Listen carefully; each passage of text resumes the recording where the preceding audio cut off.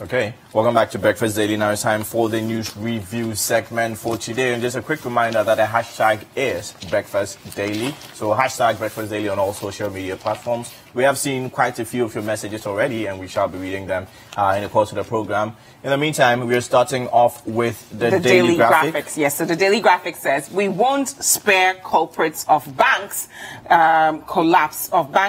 That's coming from the president, and that story is on page 16. Ghana rated higher by Standards and Poor's from B- to B. That story is on page 3. Omnibank, Sahel Bank to get BOG nod to merge. That story is on page 85.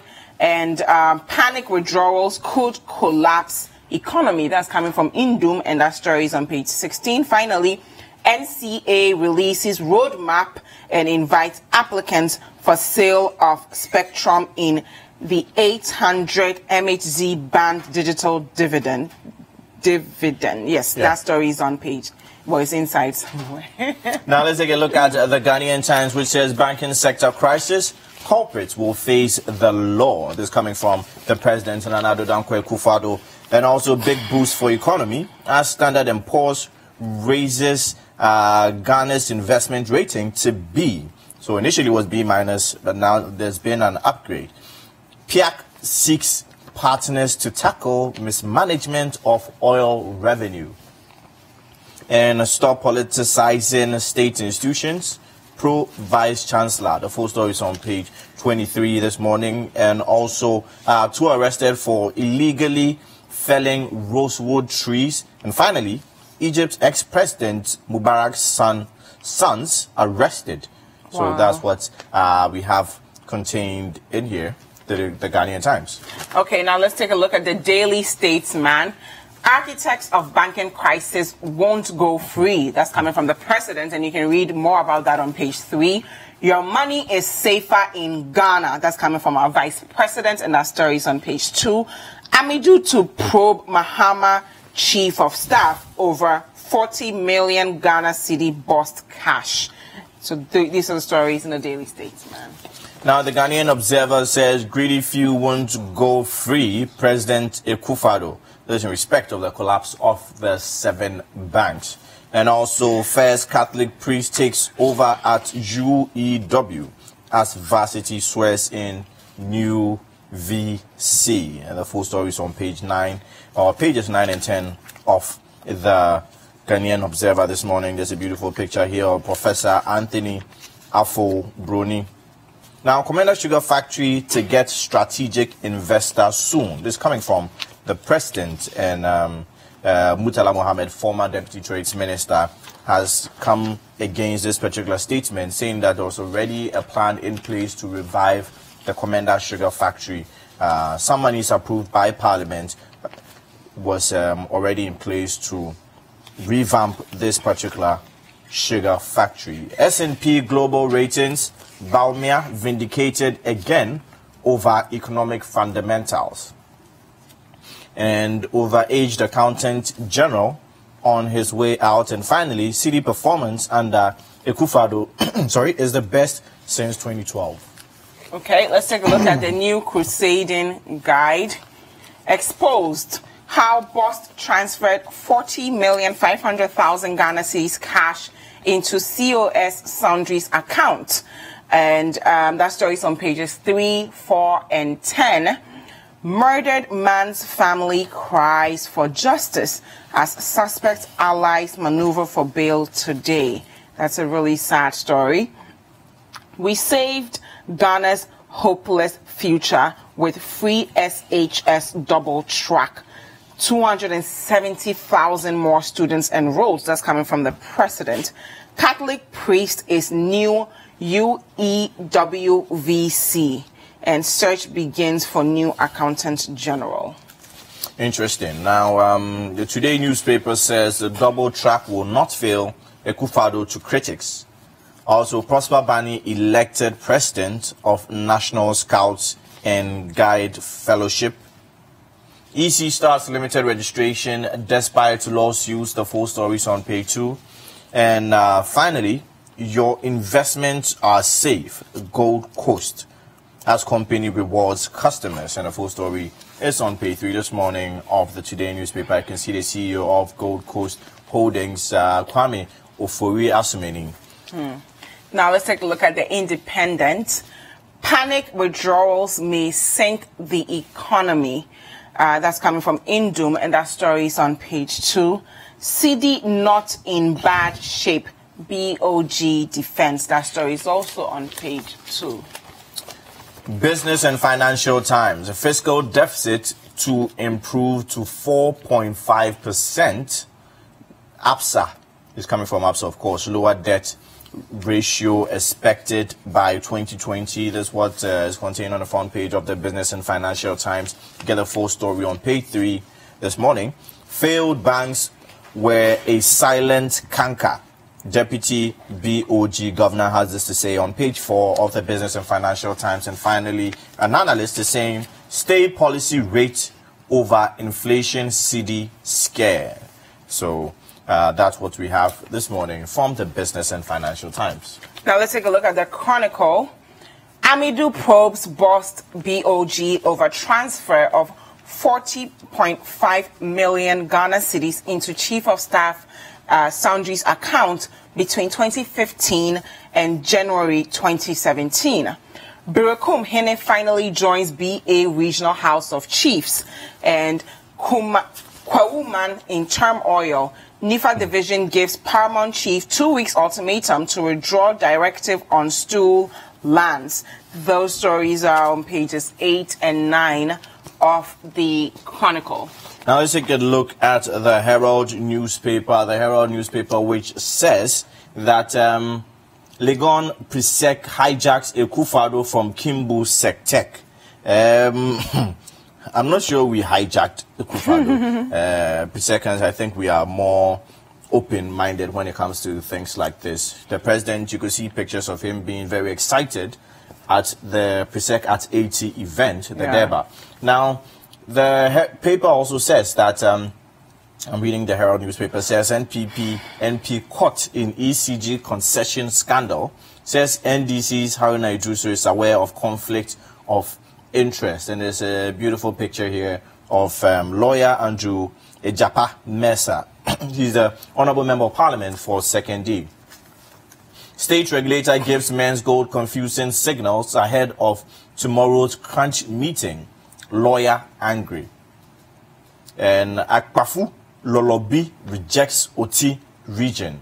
So, well, maybe the committee's report, the committee set up to inquire into whether or not we should have an OT region should take a look at their report again, and then we know the way forward. Okay, let's take a look at some online stories, starting with citynewsroom.com. Audit chair's reasons for frustrating Demlevo make no sense. That's coming from Franklin Kujo. No more IPPs without competitive bidding. That's coming from our president.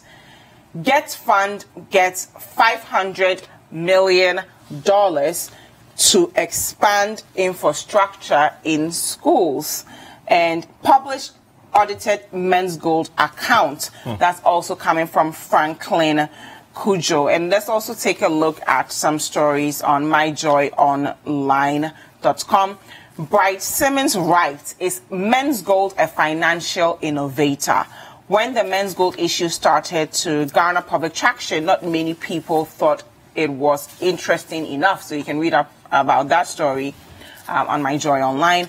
Planned induction of new VC of UEU is illegal. That's coming from UEW. Yeah. UEW, thank you. It's illegal. That's coming from Professor Atuguba.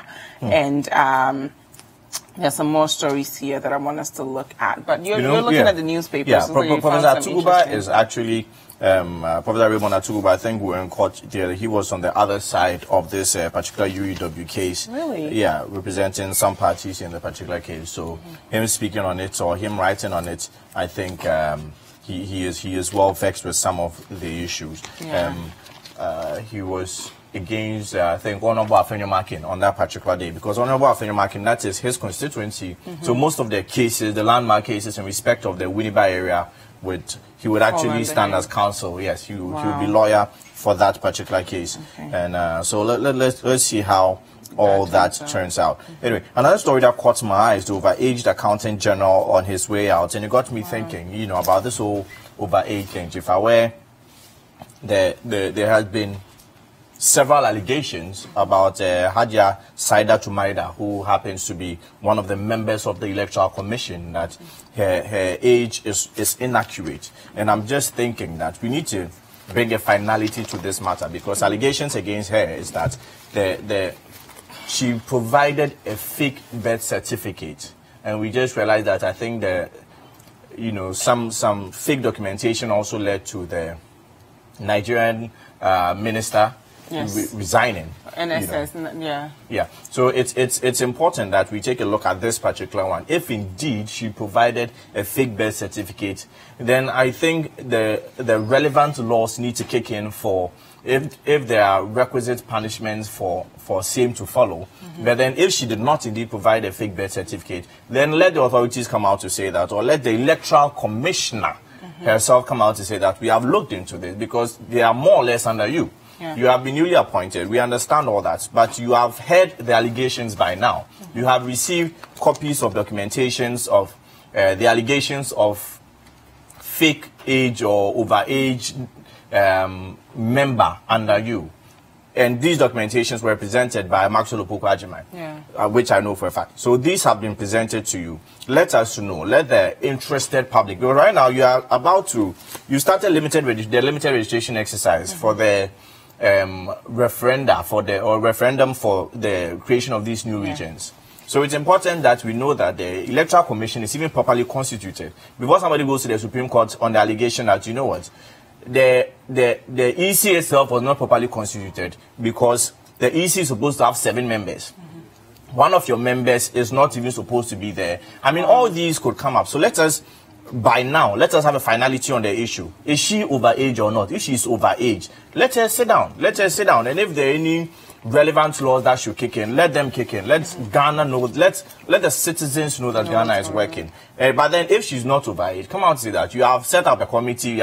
You asked the CID or whoever to look into the age of Hadia Maida, and then when you looked into the age, you realize that, okay, so she's not overage. Her age is just perfect. Her age is below 60, so that's fine.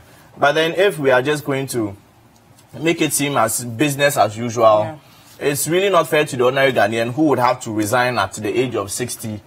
And, you know, others may not resign even after such huge allegations are made against them. These things are really not fair. They need to be looked into. And I think it's important, actually. Just looking at the state of the country right now, I'm happy that the president is finally speaking up, because all the things that have been happening in the banking sector is not fair to the average Ghanaian. A couple of decades ago, we had our mothers hiding their monies under their beds, right? And we told them, get out there, save your money with the banks, save your money with these people. And we finally gained some trust from the general public that I can actually put my money in a bank and it will be safe, right? And now we have a situation where the people we've trusted, and I'm so tired of us making everything about politicians, because some of the things that happen within the banking sector were done by private individuals, right? So at what point do we put the interest of this nation above our own and say, if I have a bank, I actually want to set an example of local excellence. I actually want to show the world what Ghana can do, to a point where perhaps in future Ghanaians won't even save with a foreign bank anymore. They will save with my local bank. You know, I think we need to get to a point where our self-interest is tied into our national interest, right? It's the only way the nation can develop. No matter how much we engage China, US, Europe, if we don't put our self-interest first, we will always have the shorthand of these deals, and it's really sad. In respect of the banking sector, I think this issue needs to be tested by the courts, because we need to realize at which point does corporate governance manifest itself, or finds itself into the realms of criminality. How does I have my company, I mismanage my company, and then you want to impute criminality. I think the laws need to be tested, or the courts need to be tested on same. Yeah. But we must say that we are honored to be joined this morning by Vivian Kai Lokko this morning. I think people see her Vivian a lot on City Newsroom. Yes. It's your first day. Yeah, with you guys. Hi, good to be here. How are you? I'm fine. How are you? How was your weekend? It was good. How was yours? It was okay. Anyway, so we'll start off with our first story from the banking sector crisis. Super. So the banking sector crisis, I'm reading from page 16 this morning of the Ghanaian Times, which says that anyone found to have sidestepped the country's laws leading to the crisis in the banking sector will be made to face the full brunt of the law. This is coming from President Nana Akua, and the president said the government would prosecute anyone responsible for the sequence of activities that led to the crisis without any favor if they were found to have broken the law. So it's good he brought that the if there. So we'll start with you, Vivian. You know how the whole thing started with the banking crisis and where we have gotten to now. And finally, the president has made such bold statements in respect of the banking crisis. What are your comments on that, Vivian? And I'm glad you used the word if. Because as much as we want this to come to an end, i.e. people get their monies back, we bring the reputation and trust of the banking sector back on track, and people are also calling for prosecution. It's very important that we bring out the evidence and they are prosecuted accordingly if they have to be prosecuted. Because don't forget that the banking sector runs on a reputation sort of, angle. And if you don't do it right, if we rush into prosecuting people because we think they did the wrong thing, it will come back to hit us. The bigger question is how to make the banking sector strong or recover from what is happening. You know that Standard & Poor's just over the weekend upgraded our rating because they felt that the banking sector, for example, government was doing well to bring it or shape it in the direction it should go. And of course, issues to do with inflation. So issues of trust are key, and being careful in taking that step is also key.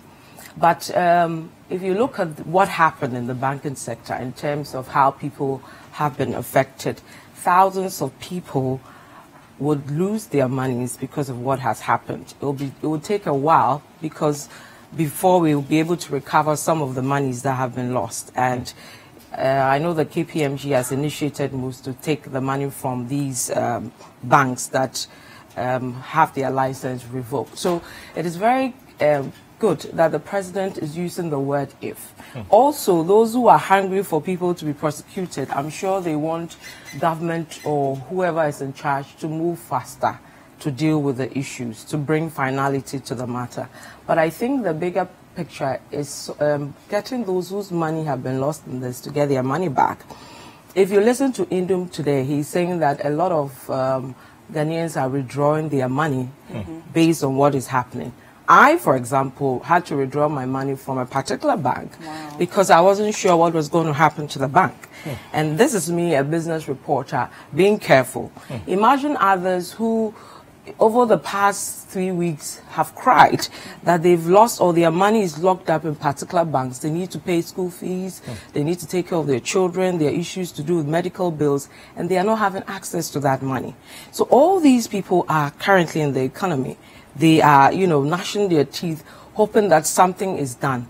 And so we need to start looking at that, how we can quickly get people their money back. And the other banks that are still struggling, how, if we have to help them, or get to the point where we are not going to have licenses revoked so that we worsen the issue. So this issue has so many legs that affects all of us. For example, if your father had some huge investment in one of these banks, imagine if he loses it, the implication on you. If your company had money in any of those banks, imagine the implication on workers' payment and everything. And it goes on and on and on. So the connection is so huge that we need to be careful how we do this thing so that it doesn't look like anybody. Because if you go on social media, you hear the issue about witch hunting. I stand with this, I stand with that. Do people even understand the implication, what is going on? do they really understand? You look at the U.S., the financial crisis, what happened? Look at the impact on the mortgage industry, the economy, and all that. There's nowhere in the world where if we all decided today that we'll withdraw our monies from the bank, that any banking industry will survive. So the fact that the panic withdrawal is becoming a big thing, we need to look at all those things. So for me, I want us to deal with getting people their money back, getting some more trust in the banking institution, and making sure that we do it in a way that it doesn't worsen the case. Of course, we know sometimes things need to get worse before they get better, but we need to do it in a way that at the end of the day, it doesn't get so bad that people now hold on to their cash and they don't want to put it back in the banking sector. Because if there's no depositor, there's really no banking sector. So the other question is, those who are withdrawing those monies from the banks, where are they taking them? Are they keeping them in their houses? Are they taking them to the foreign banks? You were talking about the foreign dominance thing. Or where are they keeping them? So all these things, you know, are quite scary, and we need to take it a step at a time. Now, there's a quote here I want to read from the Ghanaian Daily Graphic, page 16. It's from the president. He said, to protect the deposits of the 7 banks, the 7 defunct banks, the government, through the Ministry of Finance, has had to issue bonds to the tune of some 8 billion Ghana cedis in favor of GCB banks and the new consolidated bank. This is in addition to liquidity support of some 4.7 billion Ghana cedis. So in total, we are going to put at least 12.7 billion of public funds that will be injected into these 7 banks following their malfunction. Now, Ghana is a developing country. This is a lot of money that we could have used to develop our economy. For example, how did it get to a point where we are paying for this? Shouldn't some due diligence have happened to preempt this or even avoid it from occurring in the first place? Yeah. But that's the reality of what happened. I think over the weeks, we've all gone back and forth over the regulator's role in all of this. Because, I mean, before I joined the business, you know, journalism thing, we all knew that the Bank of Ghana was so strict that you couldn't just do what you liked. But over the years, that refrain changed, where you could hear stories of people say that if you wanted things to go a certain way, you could see some officials of the bank and all that. Those things are still in the system, and people still have discussions over that. The question is, if, for example, we say that the bankers were doing their own thing, how come the regulator didn't ensure that those things were not done? You can't just place, I always say blame is never a one-way street. So, for example, if the two of us had a fight and you beat me up, it was the two of us, you know, I can't just blame you for beating, I may have provoked you or something. Or maybe you didn't prepare enough for the fight. For the fight, and you whipped me up. So, you know, it's a two-way thing. So, I believe that as much as we are calling for the prosecution of the bankers or owners of banks, etc., the central bank must also take responsibility for what happened, i.e. their regulations were lax, or they didn't ensure that the regulations were adhered to. So we've had people say that we have the best laws, whether it's banking or whatever, but whether they are really implemented to the end is the question. So we all know by now that the regulator also didn't do their job in ensuring that we don't get to this point. And we've seen them come up with new departments to deal with the issue.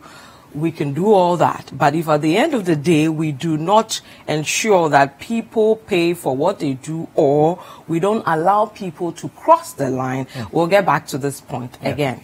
Now, as much as we're saying 8 billion has been pumped to more or less to sustain the banking sector or the financial sector of our economy, at least, don't you think about 6 billion also should be, roughly just thinking off the top of my head, should be able to be recovered back, because the receiver, for instance, has sued some of the directors of these banks. And so by suing them, if they don't have the money they are alleged to have wrongfully taken, if they don't have them ready to replace it, you know, their assets would be attached and sold for same. So at least, as much as we're saying 8 billion is being pumped out there, we know that we are going to get some of these monies back. So is this such a huge blow that 8 billion is being put back, knowing that using the legal process, some of this money can be returned back, Vivian? Well, if you look at what some of the companies, the kind of businesses they were in, it's a difficult one to say whether you're going to get much of the money. And it may take forever to get the money back. For example, if you're looking at assets, you're looking at properties, etc., you're looking at real estates, etc., would you be able to sell those real estates in time? Will the value be same? Would they have depreciated, etc.? Some have been put in certain businesses that so risky, you may not get what you're looking for. Some, we don't even know where it went to, you know. So in the interim, you also want to make sure the system is running. So you would have to pump in the money. You can't wait. That's, I'm trying to remember one of the banks for UT and Capital Bank. The UT case, as much as there were issues of how the money was dispersed, there was also issues of real estates and all that, or them going into businesses they shouldn't have gotten into. And I'm not sure as we speak they've been able to recover as much of the assets. So it's a very tricky one. We may get the money back, we may not get the money back. But I think the bigger question is, why should we pay for somebody's mistakes where we could have avoided it at the end of the day? And moving forward, how are we ensuring that this mistake is not committed again, so that you and I wouldn't have to use that money to deal with a problem when we've gone to the Chinese for how much? 2 billion. 2 billion. How much are we pumping into the banks? Over 12 billion. Exactly. So we could have used that money, you know, kept our bauxite, and then worked on our roads. Look at healthcare, look at education. How much money does government need more for the free SH system? And it goes on and on. So these monies could be committed into something, but now we're here spending it on to something else which we could have avoided. So it's a very dicey one. But at the end of the day, we don't have to be doing this because somebody decided to be lax at their job, or somebody decided to be greedy, or somebody decided to have a particular posturing. So all these things come back to the issue of regulators, whether the corporate governance thing in Ghana, we're going by it. And even if you look at this issue about corporate governance, all of us are guilty when it comes to this. Yes, it starts, I mean, for example, you're running a company, Dziffa, you're running a company. You know that A, B, and C you're putting in charge to, let's say, do your accounting or whatever, shouldn't be there. But you leave them there, and the next thing you say at the end of the year, there's no return, there's no tax file, there's nothing, and you leave it at it because it's your family member. And then you have different of such stories all around. So even if you look at our cultural setting and how we run businesses, this is a bigger issue. Now we are blaming the banks, but most of us in business are doing the same thing. So whether we want to change the cultural setting or change the laws to suit our cultural settings is also a discussion we also need to have. So it sounds, it looks like a simple thing. One would arguably say there's a greater responsibility on the banks because you are taking people's deposits. So your corporate governance expectation should be at a higher level than the regular Dziffa.com. No, that's how it starts. That's how it starts. Dziffa.com will go for money at the bank and will not pay the loan back. She won't pay the loan back, and then the bank manager wouldn't care because it's not his money, it's your money. He doesn't care, and he knows the law wouldn't catch up, you know, at him. And all it goes on and on. Especially if the person is my friend. Exactly. And I say I'm not paying back 1 million, maybe 10 cities turn into 100, then 1 million cities, and we cannot. Yeah, and which happened with most of these banks in terms of loan payment, repayment. There were types of loans that we saw in this, some of the cases where Dziffa is a friend of mine. I go for a loan from, let's say, you as a bank. I haven't paid for that loan, yet I'm guaranteeing for Dziffa for you to give another loan. Exactly. That's what it is. So, you know, we're all guilty of this thing in the bigger picture. As much as people are calling for some form of incarceration or custodial sentences for the directors of these banks and their shareholders, it will be difficult to me until maybe they're able to prove fraud or the likes, because this is company-related issues, and usually you can sue them in civil court. But then for criminal charges, it will be a bit difficult until maybe you're able to prove fraud or any other charge. I'm not sure we'll get to that point. More of civil. I'm not sure about that. And I like that the president said that it is not right that the overwhelming majority of ordinary Ghanaians should pay for the actions of the greedy few without sanctions. So I think we should make an example out of them. This is a country where people are living on less than $2 a day, and you know the greedy few should not do this. Right? We need the country to develop.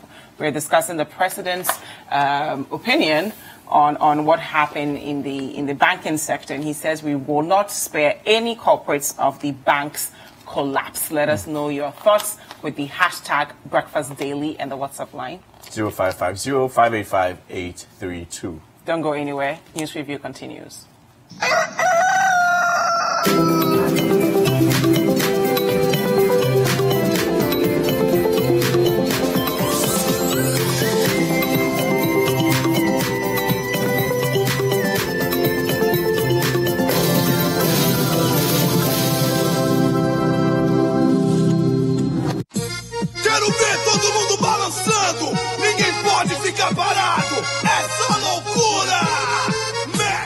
Witness the twisted and tangled story of betrayal, greed, vengeance, and love in the award-winning Brazil Avenue.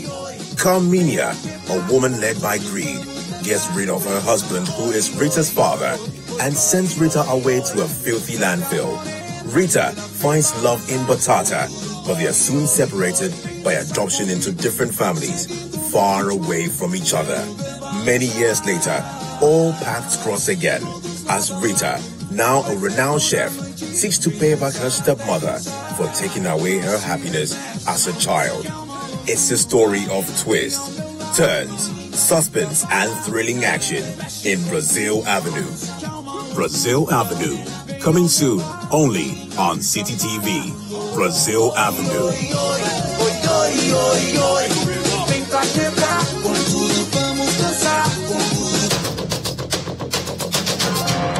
Good evening, this is The Point of View. We're live on City TV. Tune in to The Point of View, Mondays and Wednesdays at 9 p.m. as Bernard Avlet takes the news further.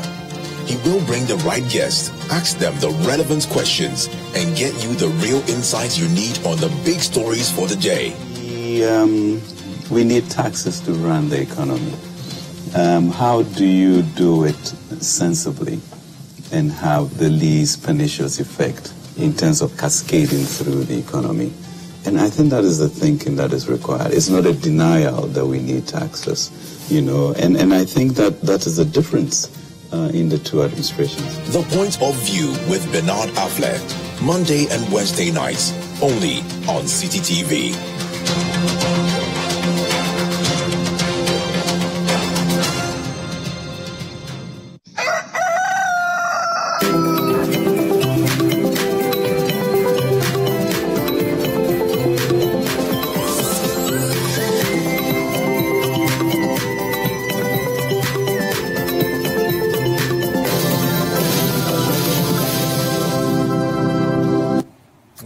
Welcome back to Breakfast Daily. Now, earlier we were discussing with Vivian Lokko the city. Yes, the bank collapse. Yes, the president saying we won't spare culprits of the bank's collapse, and the importance of actually holding these guys accountable for their actions. Yeah. So now we're about to talk about the city, the performance of the city in recent times. Remember that the vice president said the city's performance under the president, Nana Addo Dankwa Akufo-Addo, is the best since 2012. And also we have the report from Standards and Poor. Yes. So it's in a 12-page reading from the Daily Statesman. It says here, your money is safer in Ghana. Credit ratings rises on back of sound monetary management. A 12-page report from the reputable credit rating agency Standard & Poor's, published on September 14th, has confirmed Vice President Mamadou Bawumia's claim that this year's 7% depreciation of the cedi is Ghana's second lowest since 2012. So it looks like this report from Standards and Poor's is actually making the Vice President's point that the city is doing well. Some papers would actually report it as S&P Global Ratings vindicate Baumia again over economic fundamentals. So, really? Yes. That's how the Ghanaian Observer reports it. Yeah. The issue of the city, we keep politicizing the issue about the city. So last week we went to town to speak to people about the city and dollar issue, because you remember last week the city went so high to 5 cedis to $1, so it had become a big thing. And what most of them kept saying, that whether it was NDC or MPP, the story is still the same. They have to give more cedis to get less dollars or etc. So the issue about the city always struggling against the dollar and major currencies is still the same. I remember during the campaign period, Dr. Baumia said, and I think over the last week there was so much trolling of him on social media. People were saying, "Where is the key?" Because he said he had arrested, he had locked up the city and given the key to the IGP, the IGP and all that. So people were going back and forth over the issue because they had gone to 5 cedi. I think we need to get to the point where the city won't become a political issue that everybody or either side will be fighting each other because the city is not doing well. We have to get to the point where the city can withstand, pressures from anywhere, and then not because, of course, the dollar is so strong. You can't, but get to a point where it can't withstand pressure. But before we do that, there are basic or fundamental issues we need to deal with. For example, your economy is a highly, import-based economy. We are importing. I hear you guys cry every day about the fact that we are importing everything. We don't support local business and all that. And that's the reality of the game here. You have to import everything, even from toothpaste or to anything I can think about, we're importing. Until we shift away from that drive, we'll keep going back and forth over this this city issue, till we, develop our manufacturing industry, our Greek industry, to get to the point where you can rely on the agriculture industry for fresh organic food, for processed agri foods, etc. We're going nowhere with this conversation.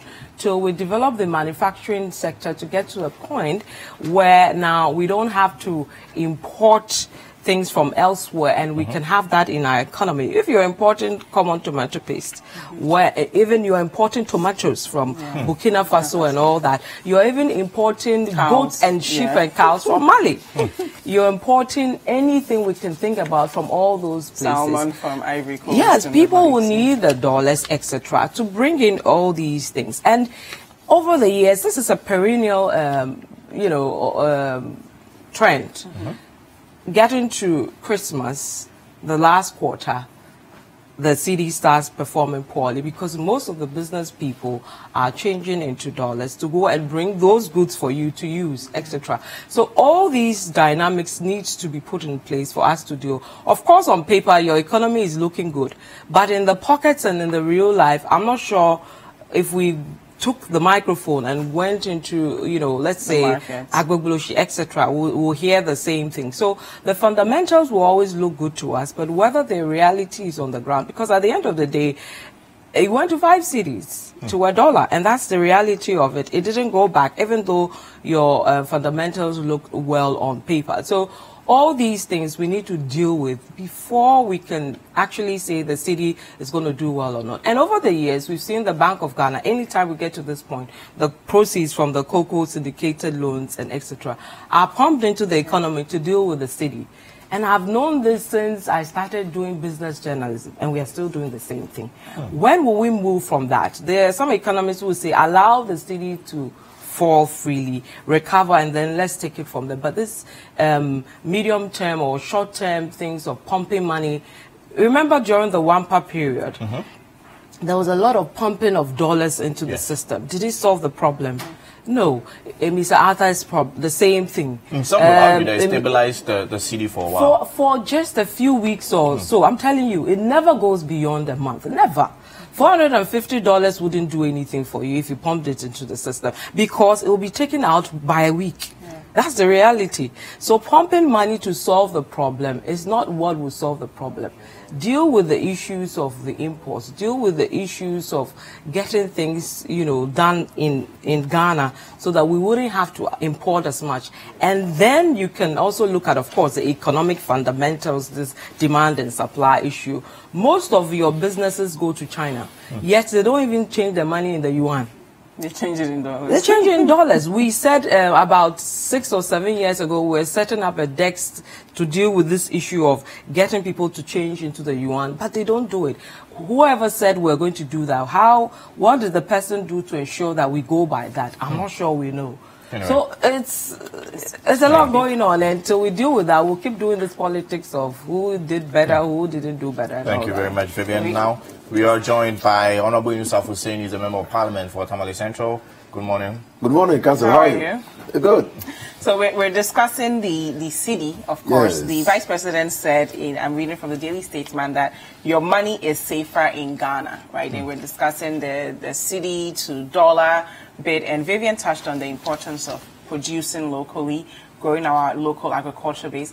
We've been talking about this since the early days of independence. Why have we not done it? Because how long can we continue to pump money into the system, pump dollars into the system, when we haven't gotten the basic fundamentals right? Thank you so very much, and let me apologize to your viewers for coming in late. The traffic was terrible this morning. I think Vivian, listening to her, hit the nail right on the head, and your summary or capture of what has been happening is spot on. Now, nobody's going to be able to stabilize a city if we continue to send the city out and create jobs outside the country. Nobody's going to do that. No, so it comes down to what are we doing to ensure that the fall of the city is not drastic in such a way as to affect even the small industries that we have here.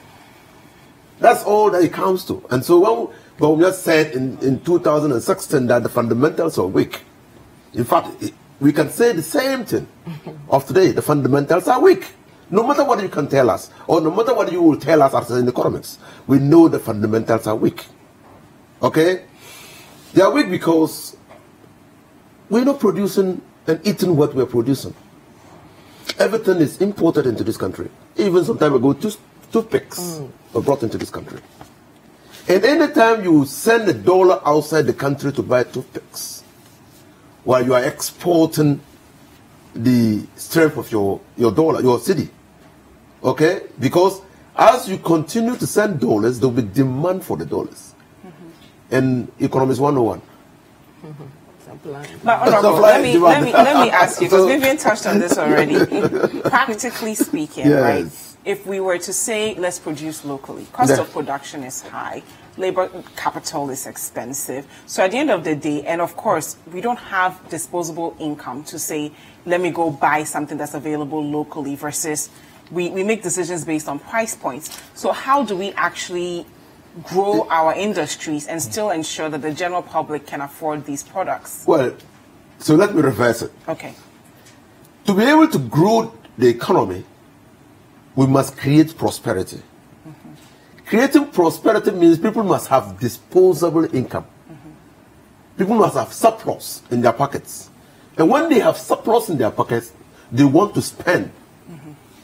And when they spend, they drive industry. Industry will have to produce to meet the demand for the goods and services. Now, but where you don't have disposable income, I mean, you can tout one district, one factory to the high heavens. The industries won't come. Because nobody will produce and stockpile. So you hit it again. Now, I have always said, the last time I was speaking to some of my party people, I said, so what can we do to create prosperity in this country? That is the panacea. Are we going to ensure that roads leads to growth points? That the products, the market products, the agri products that we are producing actually comes to the market. Now, even in this primary state, we are able to consume. So we create market for the farmer. Immediately you create a market, you are reducing poverty. Because when they produce and they don't sell, you exacerbate their poverty. Yeah. So markets are very important. And I always say, go back and look at Mango Park or Vasco da Gama. The discovery of sea route to India was to look for markets. The discovery of colonies was to look for markets. And when they found the markets, they also got the raw materials to feed their industries. And that's how Europe developed. So for us, look, I've said, when I was at the Ministry of Lands and Natural Resources, I said, oh, now we have this very good program, school feeding. School feeding. Kufo brought it. Can you imagine if you use school feeding as a platform and make, give a policy direction that no food produced for our school children should be imported into this country. I mean, imported. Let's make that directive.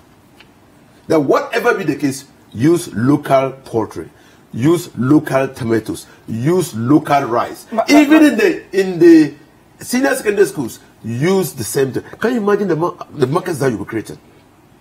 But Honorable, isn't it a bit more complex than that? Because back in those days, we didn't have this global village where you're supposed to open your markets to trade with the world.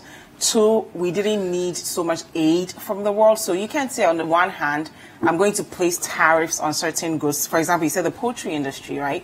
The poultry that comes into this country are usually subsidized, right? So you can't say, I'm not going to bring in poultry from the US, for example, but on the one hand, let me go get aid from them. So how do we ensure that Africa is actually developing? For us? No, they are subsidized by the poultry farmers there. There, why are they subsidized?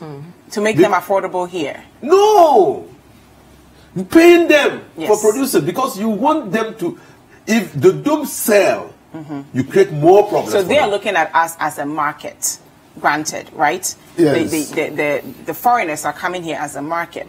But how do we also ensure that locally we can grow? Because, I mean, we need our industries to thrive. But if the foreign goods are cheaper, then we can't really solve this issue of dollars. You've heard about Japan and the United States of America. Yes. You've heard about the rice wars in Japan. Yeah. You've heard about the used clothing war between Rwanda and America. Yes, and even Nigeria and rice imports. Yeah. At a point in time, you have to take a decision. Look, China is China not because they have been pandering to the whims and caprices of developed countries. So we said they were not developed. At the time that they were doing toys, that we called this China, that things that were inferior were called China. They were in their developmental stage. And they were experimenting with everything. Today, I don't think you can call China or anything that is from China inferior. They refused to sign the, and you are a lawyer, the intellectual property law. They refused to sign same and said, well, they are still developing. And wherever they get intellectual property, they will use it. Okay?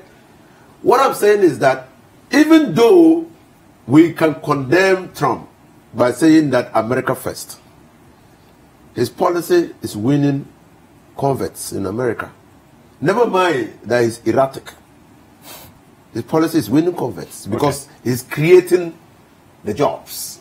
Okay, I want you to wrap up on that. So for me, we need to take bold decisions. And this morning when I was coming here, even though I was late, I had time to read what Paul Kagame said.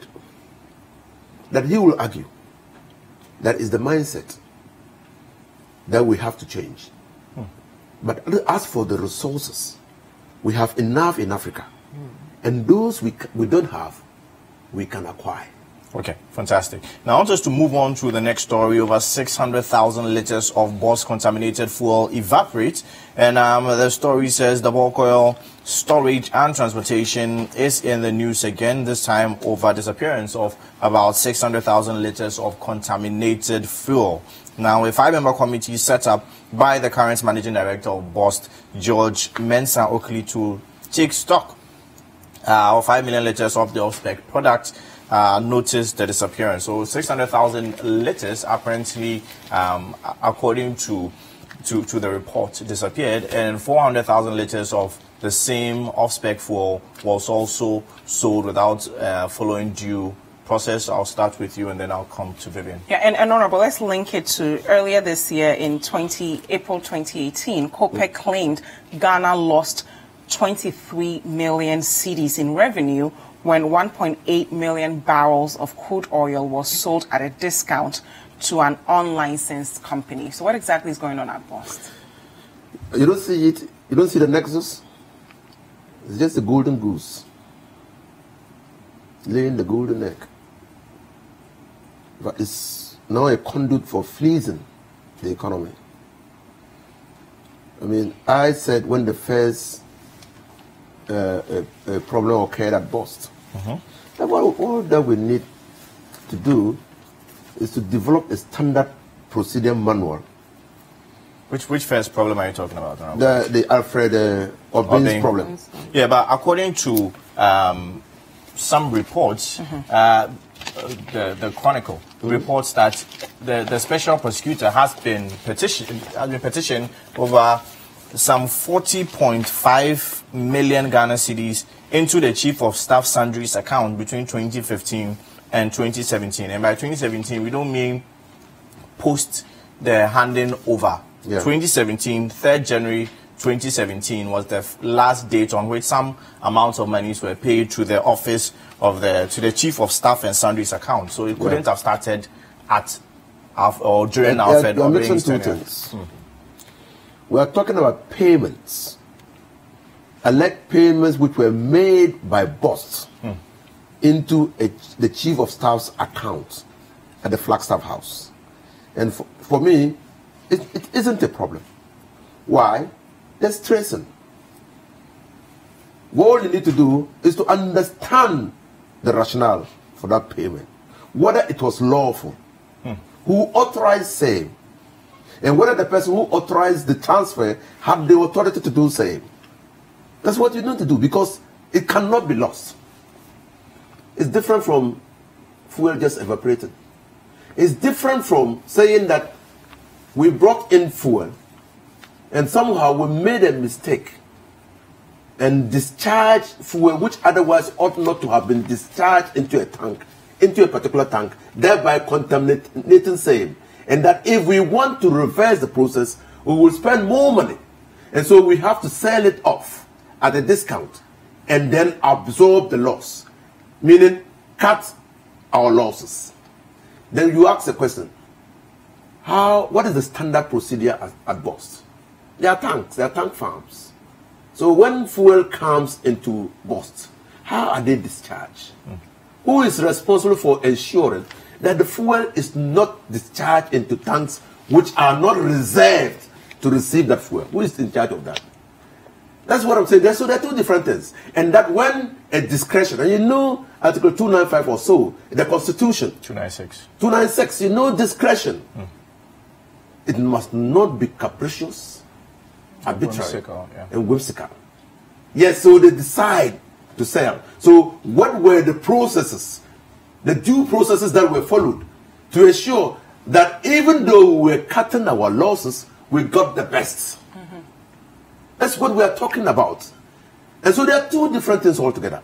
It is precisely because monies were transferred through the banking system. That is why the present government, is on it. And then some people have the evidence and they have been able to petition. How do you petition evaporated fuel? That's what we're talking about. There are two systems. And I'm saying that what is happening at BOST is a matter for concern for all of us. We ought to ensure that people we put there are regulated by standards of conduct.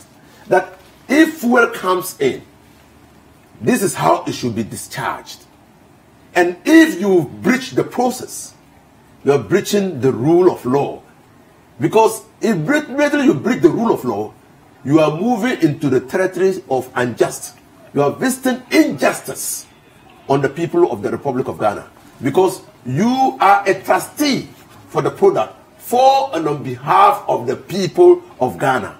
And when you conduct yourself in such a way that the people of Ghana lose money, then you are breaching the fiduciary relationship between you and the people of Ghana, and that we must hold you responsible. That's just what we are saying. Thank you. Now, Vivian, wrap this up for us. We went from the banking sector talking about corporate governance and you and I having to pay for the mistakes of others. The Vice President has spoken at length about the minerals sector and how we are not even benefiting from our own minerals. And now we're talking about BOST. What is going on beyond BOST? How do we ensure? Because even from childhood, you're told if you have scarce resources, you guard it with your life. So we're trying to develop, we want the economy to grow, but our actions contradict some of the things that are going on. So just touch on that for us. It's simple. People are not made to pay for their actions. It's simple. So this BOST has been coming up every now and then for the past year or so, yet nobody has been held accountable.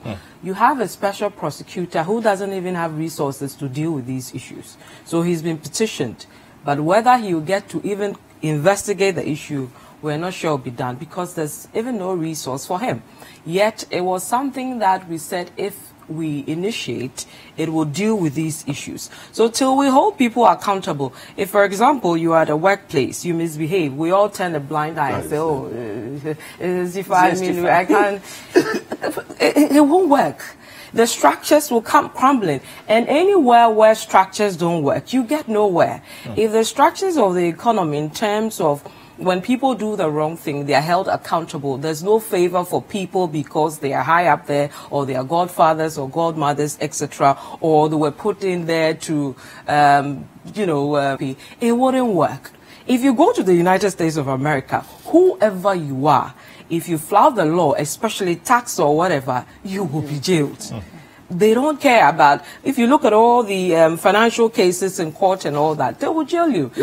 If you come to the UK, the same thing. So they are afraid of their institutions, whether it's the IRS, whether it's SEC. Today we have people bantering with SEC because they feel, and I look at all that and say that. So if you don't have structures or you don't believe in the regulator or the regulator shouldn't be how do you want to be governed? There are clear rules of a country. People flout them. You and I flout them every day. Even when you're coming to work, I always bring it down to the basic level because you see, the reflection of the people, the reflection of government is what you see down there, whether we like it or not. What you're seeing up there is what you and I are doing. It's not gods that are there. It's you and I, our uncles, our fathers, our friends, whatever, those who are there. You're coming to work. We are all in traffic. You're getting late. You decide to put on your hazard, get out, and then jump the traffic lights and everything because you are late. You knew you had to go to that place. Honorable could have decided to put on his hazard and come here because he's late. But he stayed in line. Many have said that in respect of BOST, for instance. If Alfred Obeng was removed, reason should have been given for his removal, and in fact, if he was guilty of the allegations made against him, then he should have been punished or prosecuted. So him being removed and nothing being done does not seem to deter George Mensah also from the allegations that have so far also been made against him. You see, we've also gotten to a point in society where people now say if you remove them, it's enough punishment. We've gotten to that point because we got to a point where people say, oh, if you've done the wrong thing or you are the helm of affairs and happy resign. It doesn't work that way. He should be punished. He should be punished if he's found guilty. Again, the issue of evidence comes to play. Sometimes we say things we don't even know what we are saying, but then it will turn out it's something else. Because when the name of the game is evidence, you guys are lawyers. So if you remove the person and then you don't have good evidence and the person is able to go to court, get good lawyers, they'll get them out. But I'm saying that we need to start punishing people for wrongdoing. If you don't do that, this BOST thing, you mark it. 6 months later, we'll have another one. Final comments. Yes. In fact, she's just touched on something that Amartya Singh, the Nobel Peace Prize laureate, has said. Now, you can build the institutions. He calls it transcendental institutionalism. You can build the institutions. But if the institutions are not coupled with organizational behavior, the right behavior of people, the institutions are not going to provide you the panacea. So, whoever is at BOST should know that a special prosecutor is there. But we ourselves must demand a certain right behavior. And the right behavior is just understanding that you are not the owner, you are a trustee. And that if you administer it well, if you manage it well, You're not only managing it for yourself, you are managing it for posterity. And that's what we are failing to understand. That's a beautiful way to wrap up our conversation. Thank you so much, Vivian Lokko, and of course, Honorable Inusah Fuseini, Member of Parliament for Tamale Central. At CTFM and City TV. Breakfast Daily continues. We'll be right back.